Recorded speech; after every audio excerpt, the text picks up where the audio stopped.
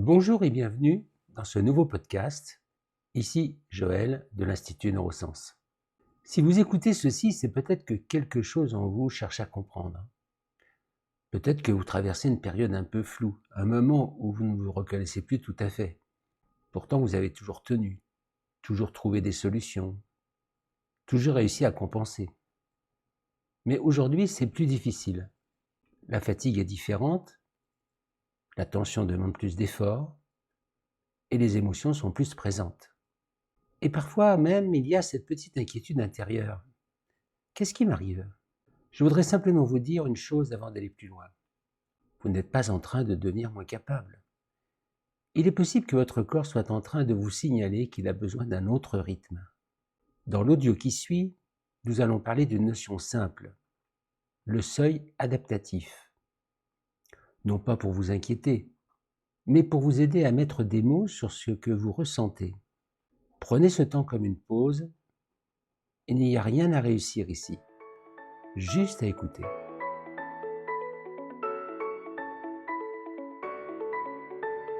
Il y a un moment, pour beaucoup de femmes, souvent autour de la quarantaine, où quelque chose bascule. C'est une expérience que les sources décrivent de manière très physique. Après des années à tout gérer, à compenser, à anticiper. À être sur le qui-vive en permanence. Exactement. Et d'un coup, le système semble dire stop. La fatigue s'installe, mais une fatigue profonde, que le sommeil ne répare plus. C'est ça. Les émotions, d'habitude maîtrisées, débordent beaucoup plus vite. Et la tension, même avec tous les efforts du monde, elle devient instable. On a l'impression de perdre pied. Et le premier réflexe, très souvent, c'est la culpabilité. On se dit « je n'ai plus la même volonté » ou « je deviens paresseuse ». Bien sûr. Or, les sources qu'on explore aujourd'hui, elles nous disent que c'est un très mauvais diagnostic. Ce n'est pas la volonté qui flanche. Ce phénomène, ils l'appellent le seuil adaptatif. Le seuil adaptatif. Et c'est vraiment crucial de le dire tout de suite. Ce n'est pas un échec personnel, c'est un signal physiologique. Le corps a atteint une limite, il ne peut plus surcompenser. C'est justement ce signal qu'on va essayer de décrypter ensemble. On va s'appuyer sur des documents qui détaillent cette approche systémique et on va les croiser avec une revue scientifique internationale toute récente, de 2025. Et qui est assez spectaculaire. Oui, l'objectif c'est de comprendre ce seuil, son lien avec les hormones chez la femme avec un TDAH et de voir comment une approche centrée sur la physiologie, sur le corps, peut ouvrir de nouvelles portes. Des portes bien plus aidantes que de simplement se dire « il faut faire plus d'efforts ». Alors, commençons par là. Ce concept de seuil adaptatif, cette limite physiologique, ça me fait penser à une batterie de téléphone qui, après des années, ne tient plus la charge. C'est une très bonne image. On la recharge toute la nuit, mais à 10 heures du matin, elle est déjà à 20%. C'est un peu ça, hein? C'est exactement ça. Et on peut même aller plus loin avec votre image. Ce n'est pas seulement que la batterie se vide vite, c'est que les applications en arrière-plan, celles qui gèrent la compensation permanente, Ah oui? elles tournent à plein régime et consomment énormément d'énergie. Les documents parlent d'une perte de marge de régulation physiologique. Une marge de régulation? Oui, pendant des années, cette marge, elle a fonctionné comme un amortisseur, un fonds de réserve. Chaque stress, chaque imprévu était absorbé. Mais cette réserve, elle n'est pas infinie. Et quand elle s'épuise? Le moindre petit choc n'est plus amorti, il est ressenti de plein fouet. Le corps ne demande pas d'être forcé. Il envoie un signal très clair. Il dit « Le système a besoin d'une mise à jour profonde, pas d'être redémarré en force. Et ce qui est frappant, c'est que ce signal, il n'arrive pas n'importe quand. Les sources sont très claires là-dessus. Ça arrive souvent pendant des périodes de bouleversements hormonaux, le postpartum, la périménopause. » C'est le chaînon manquant pour beaucoup de femmes. La revue scientifique de 2025, de Couilly et son équipe, met des mots, et surtout des mécanismes biologiques, sur ce que la clinique observe depuis longtemps. Et qu'est-ce qu'elle dit, cette étude? Elle démontre une interaction directe et puissante entre les hormones féminines, principalement les oestrogènes, et les neurotransmetteurs qui sont au cœur du TDAH. Je pense en particulier à la dopamine. Attendez, là c'est très intéressant. Les hormones comme les œstrogènes ont un impact direct sur la dopamine. J'ai toujours pensé que le TDAH c'était une question purement neurologique, de câblage. C'est une excellente question, parce qu'on a longtemps séparé ces deux mondes. En fait, ils sont totalement liés. Il faut voir les oestrogènes un peu comme un modulateur. Un modulateur. Oui, un potentiomètre pour la dopamine. Ils aident à sa fabrication, à sa libération et même à la sensibilité de ses récepteurs. Chez une femme qui a un TDAH, le système dopaminergique a déjà un fonctionnement qui lui est propre. D'accord. Lors des périodes où ces niveaux chutent brutalement, La phase prémenstruelle, le postpartum. exactement, et surtout de manière prolongée en périménopause. Là, c'est comme si on baissait drastiquement le volume de la dopamine. Le signal devient beaucoup plus faible. Ce qui explique pourquoi des stratégies qui fonctionnaient très bien avant deviennent soudainement... Inefficace. L'impact au quotidien doit être énorme. Il est direct et mesurable. Ça affecte la mémoire de travail, le fameux « pourquoi je suis entré dans cette pièce ?», la flexibilité mentale, la régulation de l'humeur, le sommeil. Donc ce n'est pas dans la tête. C'est une explication physiologique très concrète, au sentiment de ne plus y arriver. Le moteur n'a juste plus le même carburant. Donc, si le problème est systémique, s'il est physiologique et même hormonal, la réponse n'est clairement pas de mieux s'organiser Non, ou de se forcer un peu. Ça semble même complètement contre-productif. c'est l'erreur d'interprétation la plus courante et sans doute la plus destructrice. Forcer le système à ce moment-là, c'est comme appuyer sur l'accélérateur quand le réservoir est vide et que le moteur surchauffe. On va juste vers la panne totale. Alors, que proposent les sources, eux? Un changement de paradigme. L'approche de la neurothérapie intégrative, elle s'appuie sur 5 piliers. 5 piliers qui sont interdépendants. Et ce n'est pas une simple liste de choses à faire, c'est un système qu'il faut comprendre dans sa globalité. On ne peut pas agir sur un pilier en ignorant les autres. Précisément. D'accord, alors explorons-les, ces 5 piliers. Le premier que les sources mentionnent, c'est le tonus. Alors là, instinctivement, je pense au tonus musculaire, à la salle de sport, mais j'imagine que c'est plus subtil. Beaucoup plus subtil. On ne parle pas des muscles de surface, non. On parle du système postural profond, celui qui nous maintient debout sans même qu'on y pense. Notre ancrage. C'est notre ancrage, notre fondation. Quand ce tonus est bien régulé, il génère un sentiment de sécurité intérieure, de stabilité. À l'inverse, un tonus dérégulé, soit trop tendu, soit trop lâche, envoie en permanence au cerveau un micro-signal d'insécurité. C'est comme construire une maison sur un sol mouvant. C'est exactement ça. Tout le reste devient plus difficile et surtout plus coûteux en énergie. Le deuxième pilier, la ventilation, la respiration. On entend partout qu'il faut bien respirer, mais au-delà du cliché, quel est son rôle ici, concrètement? Son rôle est central. La ventilation, c'est le modulateur le plus direct de notre système nerveux autonome.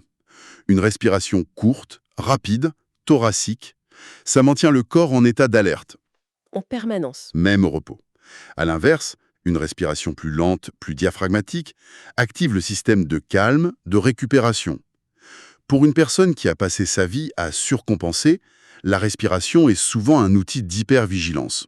Réapprendre à la réguler, ce n'est pas juste se détendre, c'est redonner au système la capacité de changer de vitesse. De passer du mode action au mode récupération. Voilà. Ce qui m'amène logiquement au troisième pilier, le sommeil. C'est le grand paradoxe, on est épuisé mais impossible de dormir parce que le cerveau, lui, ne s'arrête jamais. Le cercle vicieux classique. Le sommeil, ce n'est pas juste une pause. C'est la nuit que le cerveau fait le ménage, consolide les apprentissages et surtout, qu'il restaure cette fameuse marge adaptative. Un sommeil de mauvaise qualité ne permet pas de recharger les batteries. Du coup, on commence la journée avec une marge déjà très faible, ce qui rend la gestion des symptômes encore plus difficile, ce qui génère du stress, ce qui préjudique. Préjudique au sommeil de la nuit suivante, on connaît la chanson. On la connaît, oui. Rompre ce cycle, c'est une priorité absolue. Ensuite vient le pilier que tout le monde associe au TDAH, la cognition. L'attention, la mémoire. Mais dans cette approche, il n'arrive qu'en quatrième. C'est surprenant. C'est un point essentiel, c'est une inversion complète de la perspective habituelle. La cognition, c'est le toit de la maison. On passe notre temps à vouloir réparer les tuiles qui fuient, les problèmes d'attention, de planification, Oui. sans voir que les fondations, le tonus, la ventilation, le sommeil sont en train de s'effondrer. On ne peut pas avoir une cognition stable sur un corps qui est désynchronisé et en état de survie. Il faut d'abord stabiliser la base. D'abord la base. C'est seulement là qu'on crée les conditions pour que la cognition puisse se redéployer plus sereinement. Et enfin, le cinquième pilier, les émotions. La dysrégulation émotionnelle est souvent une grande souffrance. Comment est-ce qu'on les aborde ici? On les aborde non pas comme des failles à corriger, mais comme des messagers. Une émotion intense, c'est un signal d'alarme. Elle nous informe que l'équilibre du système est perturbé. Qu'un besoin n'est pas satisfait. Exactement. Vouloir supprimer l'émotion à tout prix, c'est comme enlever les piles du détecteur de fumée parce que le bruit nous dérange. Pendant que l'incendie continue. Voilà. Le but est d'apprendre à écouter le message pour pouvoir ajuster le système en amont. C'est vertigineux en fait. On passe d'une vision où on essaye de dresser son cerveau à une approche où on doit réapprendre à habiter son corps. Et au cœur de tout ça, les sources identifient un chef d'orchestre, le système tonico-ventilatoire, le STV. Qu'est-ce que c'est ça? C'est le lien fonctionnel entre les deux premiers piliers, le tonus et la ventilation. Ce système, son rôle, c'est de synchroniser en permanence notre posture et notre respiration avec nos rythmes internes lents. C'est lui qui assure la stabilité de base. D'accord. Quand il est bien accordé, tout le reste demande moins d'efforts. Mais quand, à cause du stress chronique, de la surcompensation, il se désynchronise, Tout devient énergivore. tout devient énergétiquement coûteux. La moindre tâche cognitive demande un effort herculéen. Parce que le système n'a plus de base stable sur laquelle s'appuyer. D'accord. Le diagnostic est posé. Le système est désaccordé. Il a dépassé son seuil. Si on ne peut pas forcer le retour à la normale, comment est-ce qu'on apprend à se réaccorder, comme le disent les documents? Ils parlent d'outils comme le biofeedback, le neurofeedback. Oui, mais c'est crucial de bien les présenter. Ce ne sont pas des technologies de réparation, Ah, ni de normalisation qui voudraient transformer un cerveau TDAH en cerveau neurotypique. Ce serait une erreur fondamentale. Il faut les voir comme des outils pédagogiques, des outils pour apprendre. un peu comme un miroir qui nous montrerait des processus internes qu'on ne voit jamais d'habitude. C'est une excellente analogie, c'est ça. Un miroir qui ne dirait pas « vous êtes incorrect », mais qui aiderait plutôt à comprendre comment on fonctionne. D'accord. Concrètement, ces outils rendent visibles en temps réel des paramètres comme la variabilité cardiaque, le rythme respiratoire ou l'activité électrique du cerveau. Ils permettent à la personne de faire le lien direct entre une sensation, une pensée et la réaction physiologique qui suit. C'est un apprentissage. Un apprentissage donc. Ce n'est pas un traitement passif. La personne est au centre de son propre changement. Elle est au cœur du processus. L'objectif n'est pas d'atteindre une norme extérieure, une moyenne. Le but, c'est de développer un apprentissage adaptatif. La personne apprend à sentir, puis à moduler ses rythmes lents, qui sont la base de sa stabilité. C'est un dialogue qui s'installe. C'est un dialogue avec son propre système nerveux. On quitte la logique du contrôle de l'effort, qui est épuisante et vouée à l'échec, pour entrer dans une logique d'écoute et d'ajustement. C'est un changement de paradigme. Si on devait synthétiser le message principal, c'est que ce fameux seuil adaptatif, ce moment de bascule, ce n'est en aucun cas un échec. Non, au contraire. C'est un signal. Un signal incroyablement intelligent. Et salutaire, même s'il est douloureux à vivre. Il indique que le corps a besoin d'être écouté d'une manière radicalement différente. C'est la fin des stratégies de surcompensation. Oui, il signe la fin de stratégies qui ont fonctionné pendant des années, mais souvent au prix d'un effort immense. Il appelle un nouvel apprentissage, celui de l'autorégulation, Et le curseur se déplace de l'effort mental vers l'ajustement physiologique. Il ne s'agit donc pas de se réparer, mais de se réaccorder, de trouver une nouvelle harmonie. Le terme est très juste. C'est exactement ça. Quand la physiologie est enfin reconnue, écoutée, quand on cesse de la combattre pour la voir comme une alliée, alors l'autorégulation, qui est une capacité innée de notre organisme, redevient possible. Les sources soulignent un point important pour finir. Le diagnostic souvent tardif du TDAH chez les femmes est en grande partie dû à ce qu'on appelle le masquage.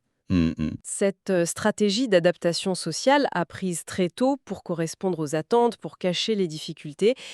Et ça soulève une question qui reste un peu en suspens. Si tout ce processus de réaccordage physiologique implique d'apprendre à écouter finement les signaux de son corps, que se passe-t-il quand toute une vie de masquage a justement appris à une personne à ignorer, à étouffer, voire à se méfier de ces mêmes signaux?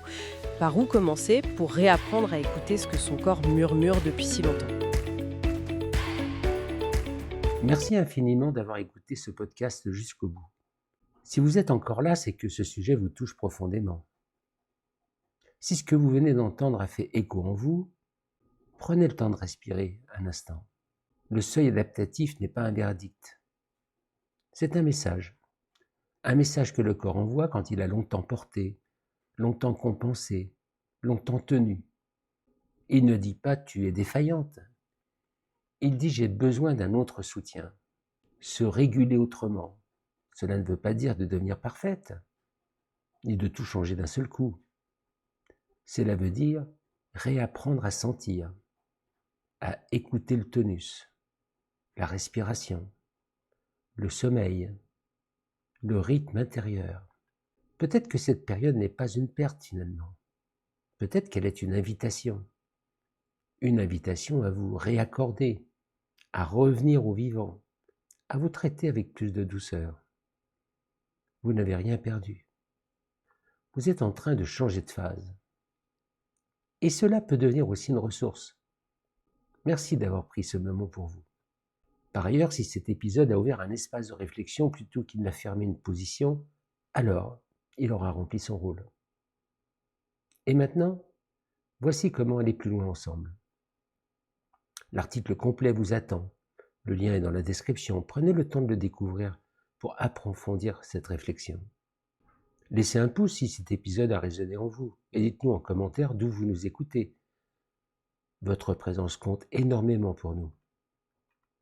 Abonnez-vous et activez la cloche pour être informé en premier de nos prochains partages.